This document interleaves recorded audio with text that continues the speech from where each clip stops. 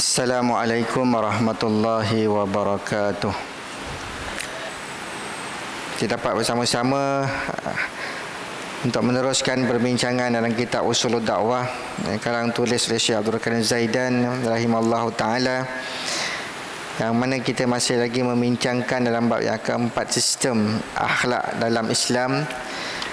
Dalam perbincangan kita yang lepas, kita telah membicara dan membincangkan berkaitan dengan contoh akhlak yang ada di dalam Al-Quran,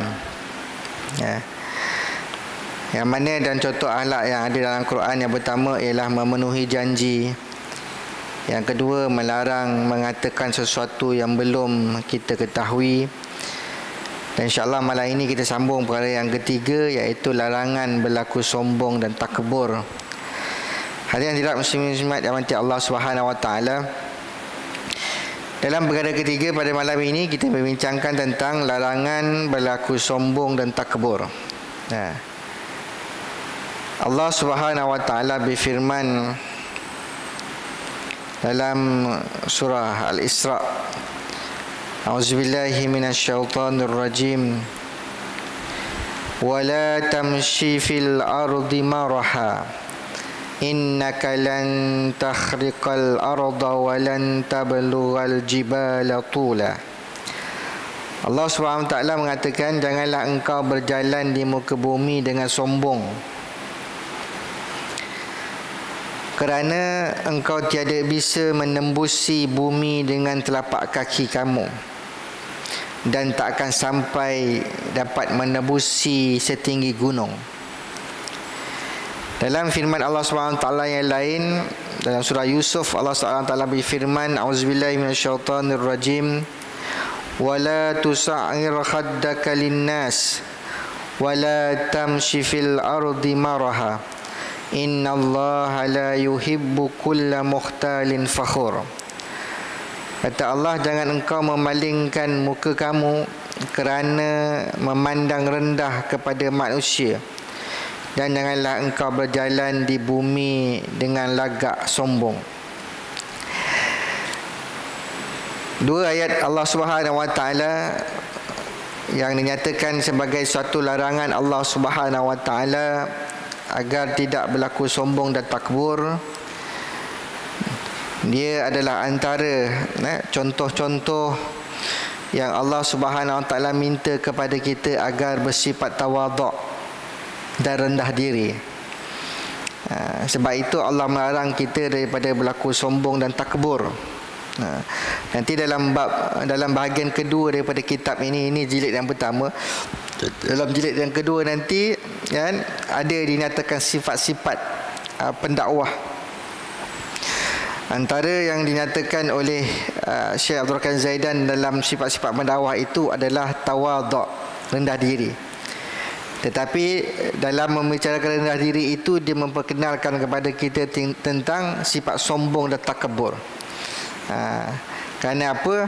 Kalau kamu belajar berkaitan tasawuf ini, belajar untuk rasa tawaduk, zuhud, merendah diri, sedangkan kamu tak mengenal lawan bagi sifat rendah diri itu, saya nanti bimbang dalam keadaan kamu tawaduk, kamu sombong. Sebab itu para ulama ajar kepada kita dalam ayat ini pun, walaupun membicarakan tentang sifat akhlak dalam Al-Quran, tetapi Syekh Abdul Qadir Zaidan rahimallahu ta'ala, dia menukilkan dalam perkara yang ketiga ini adalah larangan berlaku sombong dan takbur. Bermakna dia suruh kita berakhlak dengan akhlak yang baik, iaitu akhlaknya ialah rendah diri, tawaduk. Maka tuan-tuan mati Allah Subhanahu wa taala, Allah sebut dia dalam surah Al-Isra ini ayat 37, kan? Kata Allah, jangan engkau berjalan di muka bumi ini dengan sombong. Allah larang. Maka kalau kita berlagak sombong, maka kita telah melakukan perkara yang Allah Taala larang. Sifat sombong ni kita tahu sejarah dia, kan? Sejarah iblis. Yang tak mau sujud pada Nabi Adam ataupun tak mau hormat pada Nabi Adam. Bila Allah perintahkan, wa isqala rabbuka lil malaikati isjudu li adama fasajadu illa iblis. aba wastakbara wa kana minal kafirin. Bila Allah SWT suruh ke makhluk mereka di kalangan malaikat dan iblis ini untuk hormat kepada Nabi Adam, semua sujud hormat pada Nabi Adam kecuali iblis. Aba wastakbara, mereka sombong, takbur. Sebab apa? Sebab dia cakap, Allah, aku dijadikan daripada api. Wa khalaqtahu min tin. Aku ni halaqtahu min nar wa khalaqtahu min tin. Aku dicipta daripada api, sedangkan dia daripada tanah. Takkan aku nak hormat sujud pada dia? Ini punca. Maka kalau bahasa kasarnya kita hari ni, siapa sombong, dia mewarisi sifat iblis. Tapi kalau cakap iblis kan orang marah kan. Engkau ni sombong macam iblis kan. Cakap baik-baik sikit, dia marah kan. Mulut tu tak ada insurans, dia kata. Padahal watak dia tu watak sombong macam iblis. Itu contoh begitu. Tapi kalau kita cakap dia iblis kan, dia marah. Ni orang-orang yang selalu orang sombong ni. Padahal kita tahu dah sejarah. Siapa yang belajar semua tahu dah sejarah sombong ini daripada Allah ciptakan Nabi Adam AS. Semua tahu dalam sejarah kan, Allah utuskan Nabi Muhammad di Madinah, lepas itu adanya orang munafik. Itu kan keadaannya. Kalau Azazil ni tuan-tuan kan, tuan-tuan tahu sejarah Azazil ni, dia lebih lama ibadah dia daripada malaikat. Lebih hebat lagi ibadah daripada malaikat kan. Tetapi bila Allah uji dia dengan sifat sombong ni kan, dia lebih hina, sehina-hinanya, daripada haiwan pun dia hina. Ini iblis, waliyazubillah. Maka kita yang jadi manusia ini, yang menjadi umat Nabi Muhammad SAW kan, kita kena memahami hakikat itu. Jangan kita ada dalam hati kita sejepis pun daripada sifat kibir. La yadkhulul jannah man qalbahu minal kibir. Tidak akan masuk syurga siapa yang ada dalam hati mereka tu sifat sombong. So, tak rugi kita hidup kat dunia tak lama ni tuan-tuan kan. Masa sangat pantas berlalu sekarang ni. Masuk tahun 22 ni dah bulan 2 dah kan. Ni dah bulan Rejab dah. So Syakban, Ramadan. Jumpa ke tidak kita Ramadan ni? Tak tahu lagi. Jumpa ke tidak kita ni kan Ramadan, wallahu alam. Hari ni pun Covid dah mencanak ke 10,000 lebih kan. Johor saja dapat pingat perak hari ni lah 1,000 lebih, 1,500 lebih. Selangor lah pingat emasnya kan. Ni keadaan yang berlaku lah kan. Walaupun kata yang banyak berlaku ni semua tak ramai yang stage 3 hingga stage 5 tu. Tak kisahlah tuan-tuan, mata Allah Subhanahu Wa Taala, pokok pangkalnya ialah semua orang akan menghadapi mati. Sebab dia berbeza-beza kan. Bila kita nak berhadapan dengan kematian ini dengan keadaan umur kita tak panjang ini, apakah mungkin kita nak masuk neraka hanya kerana ada dalam diri sifat kita ni sifat sombong? Gitu. Sebab itu kita kena ingati. Kalau tuan-tuan tengok saya lain macam dia, tuan-tuan tegur saya kan. Kalau saya tengok tuan-tuan lain macam dia pun, saya boleh tegur tuan-tuan juga kan. Sebab kita hidup dalam ad-dinu nasihat, agama itu nasihat. Kadang-kadang orang tak ada apa-apa, dia nampak baik, tapi bila dah ada jawatan, ada pangkat, ada kedudukan, mula dia meninggi diri. Orang-orang macam tu kita kena perlu beri nasihat. Jangan lupa daratan, jangan lupa diri kan. Jangan mewarisi sifat iblis. Sebab itulah menyebabkan iblis aba wastakbara wa kana minal kafirin kan. Sebab sombong iblis itulah dia kekal dalam neraka, tergolong daripada golongan orang-orang kafir yang engkar kepada Allah Subhanahu Wa Taala. Maka Allah sebut, jangan wala tamshi fil ardi maraha, jangan kamu berjalan di atas muka bumi ini dengan sombong. Kerana apa? Kan innaka lan tahriqal ard wa lan tablughal jibala tula. Allah sebut kita pun kalau Allah bagi pemandangan yang kita tak mampu dah nak lawan dah tuan-tuan kan. Kerana engkau tidak mampu menembusi bumi dengan telapak kaki engkau. Bayangkan orang dalam kubur tu kena pelangkung dengan, kena belasah dengan malaikat 7 petala bumi. Tak tahu 7 petala bumi tu berapa dalam kan.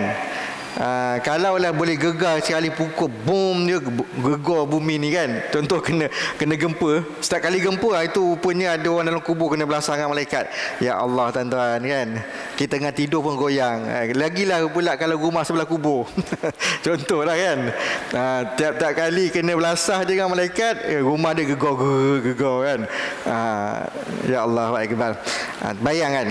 Maka Allah Taala sebut kamu tidak akan dapat menembusi bumi walau dengan telapak kaki kamu. Adik Rayyan tu pun baru 32 meter masuk dalam, tak dapat diselamatkan, meninggal. Yang dekat Maghribi tu kan. Tu. Bayangkan kalau nak menembusi bumi. Dan kata Allah SWT, walan tablughal jibala tula, dan kamu tidak akan sampai untuk menembusi setinggi gunung. Tak boleh kita nak menembusi. Ini tuan-tuan, Allah bagi dah satu perbandingan kehidupan kita. Jangan sombong kan. Kalau kita rasa kita hari ni, contoh hari ni saya duduk ni, yang belakang dinding ni pun saya tak nampak dah. Siapa yang duduk belakang, sebalik belakang tembok-tembok ni kan. Masjid kita ni banyak lekuk-lekuknya, tak nampak dah. Tu yang duduk belakang papan tu pun pandang menghalang solat lelaki perempuan tu pun dah tak nampak dah kita kan.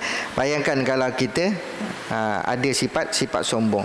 Dalam ayat Allah Ta'ala yang lain, Allah Ta'ala sebut dah, wala tusa'ir khaddaka linnas, jangan kamu memalingkan muka kamu daripada kalangan manusia ini kerana pandang rendah pada manusia. Kita pandang hina pada manusia. Sebab itu para ulama atau hadis Nabi SAW, Nabi sebut al-kibru batarul haq wa ghamtin nas. Apa itu sombong? Takabur itu apa? Takabur itu ialah al-kibru batarul haq. Cukuplah dikatakan kamu itu sombong, takabur, kamu jika kamu bataril haq, kamu menolak kebenaran. Menolak kebenaran. Ini tuan-tuan. Selalu orang menolak kebenaran ni dia angkara kejahilan, jahil. Yang kedua, orang menolak kebenaran kerana dosa, maksiat yang dia lakukan tanpa taubat. Ini dua punca kenapa orang menolak kebenaran. Dia Islam, kenapa dia menolak kebenaran Islam? Sebab dia jahil, dia tak belajar, dia tak mahu belajar kan. Satu. Yang kedua, ada orang ada ilmu tapi dia menolak juga kebenaran. Sebab apa? Sebab dia melakukan dosa dan maksiat. Dosa maksiat itulah yang menutup pintu hati-hati mereka itu daripada menerima kebenaran. Sebab tu orang yang melakukan mungkar, saya sebut dalam tinta saya hari ni kan, orang yang melakukan mungkar tu apa? Semalam ada orang tanya, mungkar tu apa? Apa tu mungkar tu kan? Mungkar ini adalah semua perbuatan-perbuatan yang Allah larang kita buat. Mungkar lah, dia perbuatan mungkar. Bila kita berterusan buat mungkar ini kan, maka berbintik hitam bertumpuk dalam hati tanpa taubat, maka kita akan tertutup daripada cahaya kebenaran. Itu bila orang nasihat tak terima nasihat kan, orang beri teguran tak terima teguran, bercakaplah apa pun kebenaran dalam diri dia, dia kata dia betul saja kan. Ini antara punca kenapa dia menolak kebenaran itu. Sebabnya adalah kerana dosa dan maksiat dan juga kerana kejahilan. Maka tuan-tuan dimati Allah Subhanahu Wa Taala, maka bila orang menolak kebenaran sedangkan kebenaran itu nyata dah datang pada dia, maka dia termasuk dalam golongan orang yang sombong takbur. Yang kedua, ghamtin nas. Ini yang kena mengenai dengan ayat Allah Ta'ala ni, wala tusa'ir haddaka linnas kan. Jangan kamu berjalan di atas muka bumi ini dengan kamu memalingkan muka kamu kerana kamu memandang rendah manusia. Memandang rendah pada manusia. Ini waghamtin nas. Al-kibru batarul haq waghamtin nas. Sombong takabur itu ialah kamu menolak kebenaran dan kamu meremehkan manusia. Kita beri pandangan kan, masyarakat kita ni selalu berlaku ni tuan-tuan. Kita beri pandangan, alangkah baiknya kalau begini kan. Awak diam-diamlah, awak bukan ADK pun. Dia tolak bagi pandangan. Dulu saya beri pandangan kan. Pak Iman jawab, Engkau budak-budak apa tahu, diam-diam je lah, kata dia. Masa tu saya baru umur 17 tahun, 18 tahun lepas SPM kan. Beri pandangan, bukan ingat okey dia. Engkau diam-diam lah, engkau budak-budak kan. Diam-diam je, jangan menyibuk, kata dia kan. Padahal pandangan kita itu, kalau nak kira Nabi SAW, tuan-tuan kan, ini sejarah lah, sirah. Salman Al-Farisi beri pandangan untuk bina parit Khandak. Dalam peperangan Khandak tu kan, Salman Al-Farisi beri pandangan parit Khandak tu, gali parit. Kalaulah kata Nabi kata, engkau bukan orang Arab, tak payah beri pandangan, aku tak nak terima pandangan orang Arab. Kan kita meremehkan pandangan orang. Tapi tidak pada Nabi. Nabi menerima pandangan Salman Al-Farisi, walaupun terpaksa membanting tulang kan, mengerat kudrat untuk menggali parit Khandak itu, yang sekira-kira kalau kuda tu berlari kencang, melintas tak lepas. Cuma kita tak tengok sekarang ni kerajaan Arab Saudi dah timbul sebalik kan. Kalau tak kesan sejarah itu, kita akan tengok berapa dalamnya ketika itu menggunakan tulang 4 kerat, bukan ada jentolak ke apa, tak ada. Itu contoh begitu. Tapi hari ni ramai orang tak terima. Orang beri pandangan, tak kisahlah pandangan itu 10 sen ke 20 sen ke 1 juta ke 2 juta ke harga dia, tak kisah. Yang penting kita meraihkan pandangan orang. Itu contoh begitu. Tapi hari ni ramai orang yang menolak pandangan, beri pandangan dan sebagainya untuk ke arah kebaikan bersama, tak ada masalah pun. Ini suatu benda, tuan-tuan, kita minta Allah jauhkan kita daripada orang tinas, meremehkan manusia, pandangan-pandangan, idea-idea manusia, usaha-usaha manusia. Alah, buat macam gini nak kaya, jual tepi jalan ni, contoh kan. Kita remehkan orang. Kalau macam gini cara kau, bila kau nak kaya kan, macam dia mentang-mentang lah dia ada saham berjuta-juta contohnya kan, meremehkan orang-orang yang baru nak bekerja, baru nak hidup, peniaga kecil-kecilan, meremehkan peniaga-peniaga kecil. Ini berlaku dalam masyarakat kita pada hari ini kan. Orang beri nasihat, jangan bubar don, bubar juga. Contoh, termaaf dah tuan-tuan kan. Ni mangsa kita. Jadi hari ni dah 10,000 lebih dah, wallahualam. Saya tak tahulah SPR musyarat 9 bulan ni kan, sama ada nak meneruskan juga pilihan raya kat Johor ni ataupun nak menangguhkan. Itu wallahualam lah kan. Itu keadaannya. Kita doalah pada Allah SWT. Kalau pada saya peribadi, saya doa tangguh dia, tuan-tuan kan. Sebab tidak ada apa-apa, saya lah peribadi kan, tidak ada apa-apa keperluan pun sebenarnya untuk kita buat pilihan raya ni. Wallahualam. Baik, maka ini satu benda Allah Ta'ala nasihatkan kepada kita, wala tusa'ir khaddaka linnas wala tamshi fil ardi maraha. Jangan kamu memalingkan muka kamu kerana memandang rendah, sombong kepada manusia lain kan. Dan jangan kamu wala tamshi fil ardi maraha, dan janganlah engkau berjalan di atas muka bumi Allah Ta'ala ini dengan langgak sombong. Maka Allah Ta'ala sebut, innallaha la yuhibbu kulla mukhtalin fakhur. Allah tak suka orang-orang yang berjalan ke atas muka bumi, hidup ke atas muka bumi Allah Ta'ala ini dengan lagak sombong. Ini satu peringatan kepada kita. Kerana apa? Kerana sifat sombong dan takabur ini adalah satu sifat hati yang paling keji, penyakit hati sebenarnya. Kita tak tahu, saya tak nampak, tuan-tuan pun tak nampak hati saya pun tak nampak hati tuan-tuan kan. Tetapi kalau dalam hati kita ada sifat sombong, takabur ini, dia adalah satu penyakit hati yang paling keji. Sebab tu Nabi sebut, siapa ada penyakit dalam hati dia memiliki sifat sombong kan, maka tidak akan masuk syurga. Ketika mati itu, dia mati ada sifat sombong, waliyazubillah. Jadi kita sama-sama mengambil peringatan daripada larangan berlaku sombong dan takabur. Nanti kita akan jumpa lagi dalam panjang umur dalam perbahasan jilid yang kedua ini tentang bagaimana untuk kita mengenal tawaduk. Lawan bagi tawaduk itu adalah sombong, takabur. Tuan-tuan dimati Allah Subhanahu Wa Taala. Yang keempat, larangan berlaku boros dan kikir. Larangan juga, tetapi dia bawakan Syekh Abdul Qadir Zaidan ini mendatangkan ayat Al-Quran tentang larangan jangan boros dan kikir. Kikir ni kedekut.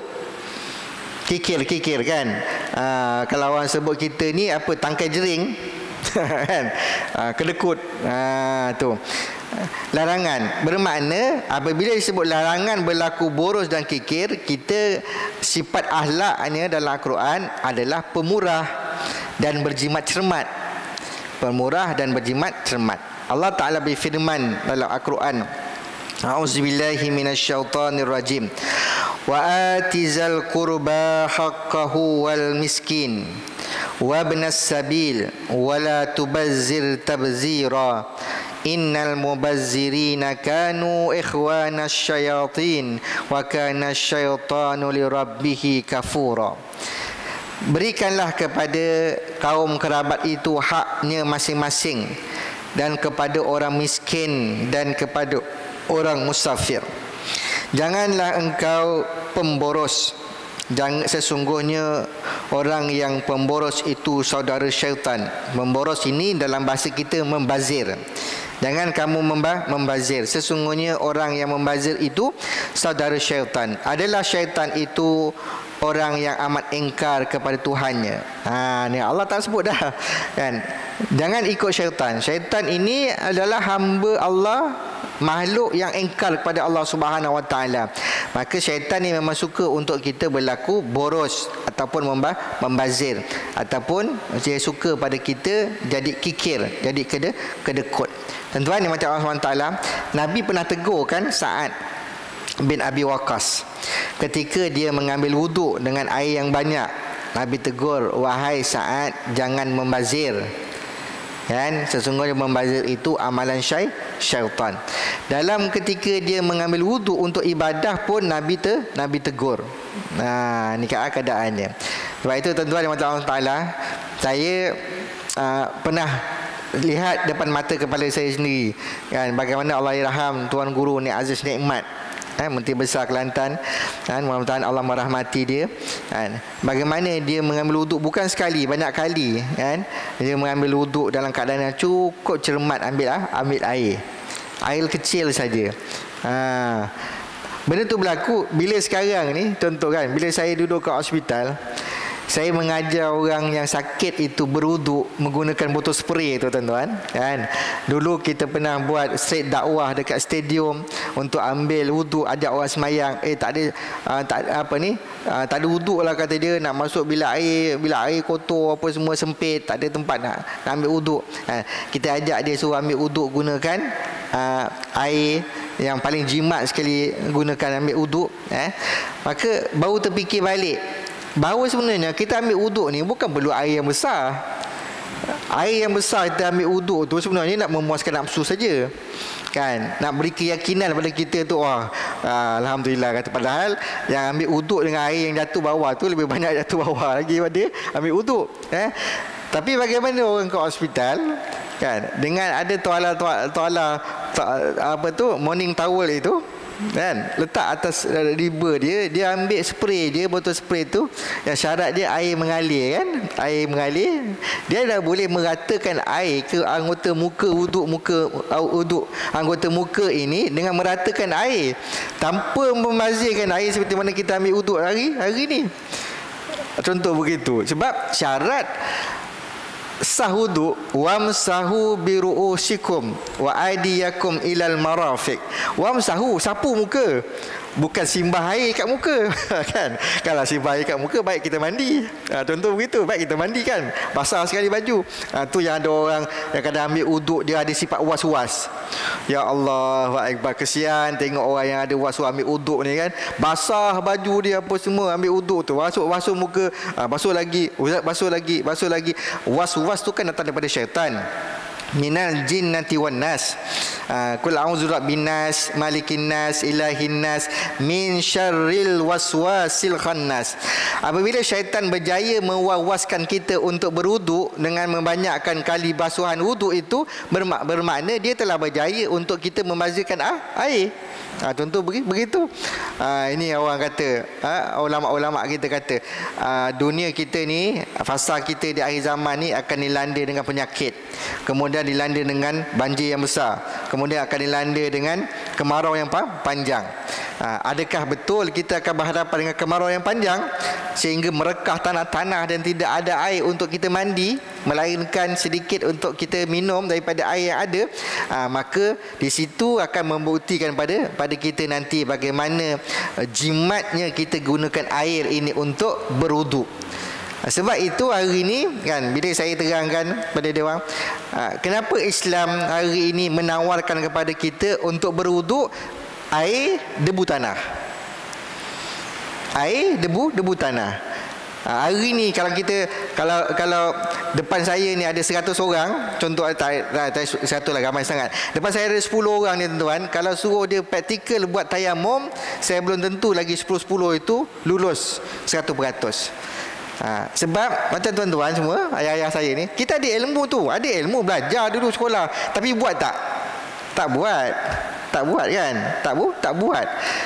Contoh sekali kita nak buat semayang istisqa, semayang minta hujan di tengah padang lapang kan, bawa kambing, bawa ayam apa semua, semayang doa sama-sama. Kan kita kekok. Sebab apa? Kita tak pernah buat semayang sunat minta hujan ni.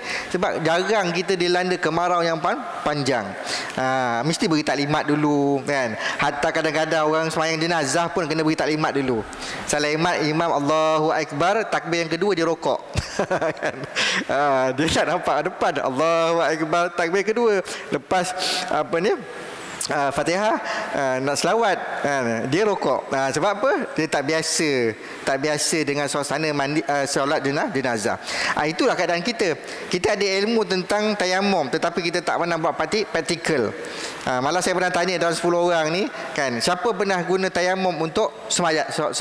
Tak ada. Semua guna air. Jadi bila kita kena tayamum, dah macam mana ni kan? Itu Salaimat tayamum dia buat macam wuduk juga. Basuh muka, basuh tangan, telinga, kaki, kepala semua dia buat pakai debu tanah. Ni tuan-tuan kan. Sebab apa? Sebab kita tidak praktikal. Tapi Islam tu dah turunkan berwuduk sampai hatta nak mandi hadas besar pun kan, Nabi dah ajar pada kita bagaimana gunakan debu tayamum untuk menggantikan hadas besar agar kita boleh bersolat. Contoh begitu. Ini satu perkara. Sebab itu bila kita tengok, jangan membazir ni kan, jangan membazir dari sudut kehidupan kita hari ini tuan-tuan, mati Allah Subhanahu Wa Taala. Contoh saya bagi, kalau kita ada duit, ini analogi je lah kan. Kalau kita ada duit RM15 kan, tetapi kita belanja RM3 saja satu hari. Kita kemampuan kita satu hari tu kita boleh belanja RM15. Ni 3 kali tu kan, RM15. Tapi kita belanja RM3 saja. Pada ketika itu kita ni membazir ke kedekut ke jimat cermat? Pada ketika kita kemampuan kita belanja RM15 satu hari, kita cuma belanja RM3 saja. Ketika itu kita ni kedekut ke, membazir ke, ataupun jimat cermat?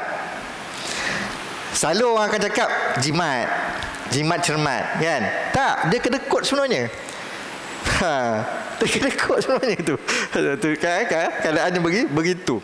Tuan-tuan tanyalah perbahasan para ulama tentang nilai hidup ni kan. Itu contoh begitu. Kalau membazir, contoh dia ada RM15 kan, dia belanja RM15 itu perkara yang haram. Contoh dia berjudi, pergi tikar nombor ekor. Walaupun RM5 dia pergi judi, RM5 dia belanja, maka dia telah membazir. Itu membazir. Itu bukan kedekut, itu bukan jimat cermat, itu bukan nak kaya, tak. Tetapi dia telah membelanjakan sesuatu perkara yang kita membelanjakan kepada perkara yang haram, maka itu dinamakan membazir. Cuba kita renung balik, pernah tak kita buat benda yang haram kan? Kalau kita gunakan duit yang ada, contoh tuan-tuan yang mati Allah SWT kan, kita beli nasi RM3.50. Ada nasi hari ni ada kan, RM5. Minta maaf, ini zaman saya kecil-kecil dulu kan. Sekarang nasi bajet RM5. Kita beli dengan RM5 nasi bajet itu, kita makan, kita kenyang. Itu namanya kita jimat. Dengan RM5 makan tu, kita sekali makan kita kenyang.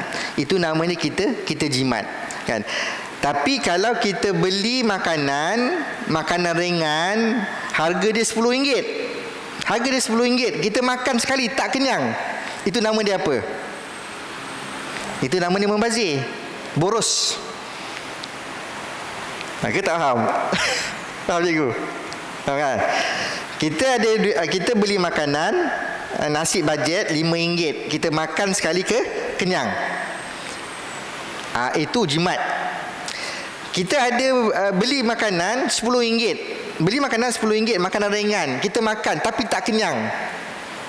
Itu nama dia boros, membazir. Kan nampak Islam meletakkan perantara kan, antara membazir, jimat dengan kedekut. Kita ada RM10 hari itu, kita ada RM10 hari itu, tapi kita minum air je. Dengan alasan jimat cermat. Itu bukan jimat, itu kedekut nama dia. Kita ada RM10 kan, orang lain makan apa semua, tak, kita beli air je, minum air je kan. Saya ikat perut ni, kata dia kan. Saya ikat perut ni, ada nak simpan duit, ada sesuatu benda kan. Pada ketika itu dia bukan jimat cermat, ketika itu dia kedekut. Itu beza kan, orang bazir, orang kedekut ni, boros, kedekut dan sebagainya. Jadi tuan-tuan dimati Allah Subhanahu Wa Taala kan. Jadi kita satu. Yang kedua, kita makan kan, kita makan, dan kemudian kita makan tu kita tak habis makan, terbiar. Itu juga membazir. Selalu membazir ni bila dapat makan percuma. Makan kenduri kahwin kan, makan ada ada sambutan-sambutan hari raya, makan kat hotel, tengok menu tu sedap, tengok menu ni sedap kan, ambil ni segenggam, ambil ni segenggam, ambil masuk, kau menimbun dalam pinggan. Makan sikit je dah, kenyang dah kan, contoh begitu. Ini sikap ramai di kalangan kita ni, orang yang membazir. Tuan-tuan tengok bulan Ramadan, mungkin kat seramai ni wallahualam lah kan. Tapi saya pernah duduk dekat area bandar Putrajaya, Selangor, KL kan. Bila bulan Ramadan ni orang jemput Pak Imam. Saya dulu dekat Putrajaya, orang jemput Pak Imam ni pergi tarawih.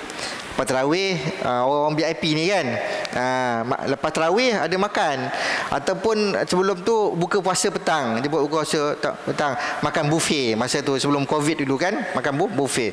Orang cedok. Masa dia cedok tu, mata dia lapar, perut dia lapar, nafsu dia pun lapar kan, cedok banyak kan. Lepas tu bila makan tak habis mazir. Nampak? Dalam kita buat ibadah kepada Allah Ta'ala ini, kita sudah melakukan satu pembaziran. Ini suatu kenapa Islam larang kita berlaku boros dan kikir, kedekut kan. Kikir dan kedekut ni, jangan kedekut. Orang minta sedekah, tak banyak sikit kita bagi je tuan-tuan kan. Jangan banyak cerita. Kalau orang minta sedekah kan, tak banyak sikit kita ada, bagi je. Selesai. Jangan banyak cerita, kau datang daripada mana ni, betul ke kau miskin ni, apa semua ni. Tak payah. Kalau kita nak bagi sedekah. Sebab sedekah itu tak pernah mempapakan manusia. Agak-agaklah kita simpan. Orang yang kedekut ni, orang simpan duit tak nak sedekah, sebenarnya dia tak kaya pun sebenarnya. Dia berbeza dengan kita ni tuan-tuan, yang datang masjid masuk RM10, besok datang subuh masuk RM10 kan. Kira-kira sebulan 300 juga aku masuk dalam tabung ni kan. Tapi rezeki kita tak kurang pun. Tak kurang pun. Sebab tu bila sedekah subuh tu kan, masuk dalam tabung, masuk RM10 kan, minta pada Allah kan, luas rezeki barakah. Sebab tu bila pagi kita, Nabi suruh kita berdoa, Allahumma inna nas'aluka ilman nafi'a wa rizqan thayyiba wa amalan mutaqabbala. Waktu doa pagi kan, sampai waktu duha. Banyak kan baca, macam hari ini bulan Rejab kan, kita digalakkan banyak berdoa, Allahumma ghfirli warhamni wa tub alayya, Allahumma ghfirli warhamni wa tub alayya, Allahumma ghfirli warhamni wa tub alayya. Ataupun istighfar, astaghfirullahalazim. Memperbanyakkan istighfar dalam bulan Rejab, yang termasuk dalam 4 bulan yang Allah nyatakan dalam Al-Quran Arba'atul Hurum, 4 bulan yang diharamkan, 4 bulan yang haram pada kita berperang, 4 bulan haram pada kita membunuh, dalam bulan Rejab ni dilarang kita bersengketa, kan? Dalam bulan Rejab ni dilarang kita bersisir, bergaduh, putus silaturahim dan sebagainya. Itu contoh begitu tuan-tuan yang mati Allah Subhanahu Wa Taala. Sebab tu saya bimbang, bukan apa kan.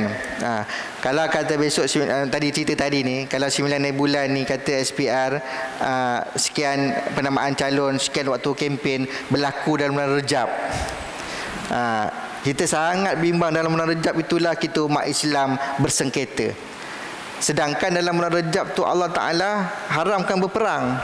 Sebab tu orang-orang pemimpin-pemimpin ni, kalau dia nak bubarkan pun parlimen, nak bubarkan DUN, dia kena tengok bulan-bulan tu. Jangan berlaku pada bulan Zulhijjah, bulan Zulkaidah, Zulhijjah, Muharram dan bulan Rejab. 4 bulan ni Allah muliakan 4 bulan ini dalam Quran. Tapi tak kan, kadang-kadang kita belasas semacam je. Sedangkan bulan Rejab ini, siapa buat dosa, siapa sebar fitnah, dosa je berkali lipat kali ganda. Ini bulan Rejab ni, bulan yang Allah haramkan kita bersengketa dan sebagainya. Jadi kalau tak sengketa pun, kita jangan buat dosa. Kalau kita buat dosa, berganda dosa kita. Kalau kita derhaka pada mak bapak kita, berganda derhaka daripada mak bapak kita. Kalau kita menipu orang, berganda dosanya dengan menipu manusia. Waliyazubillah. Sedangkan umur kita tak panjang tuan-tuan. Kan esok lusa mati, tak tahu bawa amal kita sebanyak mana amal yang kita boleh bawa untuk bertemu dengan Allah Subhanahu Wa Taala. Sedang kehidupan kita ni banyak benda-benda mungkar yang kita buat, yang memusnahkan segala amal-amal jariah kita yang hidup selama kat dunia ini. Itu contoh begitu. Okay, tuan-tuan dimati Allah Subhanahu Wa Taala, sekali itu dulu untuk malam ini. Kita sambung nanti dalam perkara yang kelima, perintah berlaku adil dalam semua keadaan, baik terhadap manusia, bahkan kepada orang-orang kafir pun kita kena buat baik. Allah Taala alam. Yang baik daripada Allah, yang lemah daripada kelemahan diri saya sendiri. Kita berjumpa lagi pada masa akan datang dengan izin Allah Subhanahu Wa Taala. Assalamualaikum warahmatullahi wabarakatuh.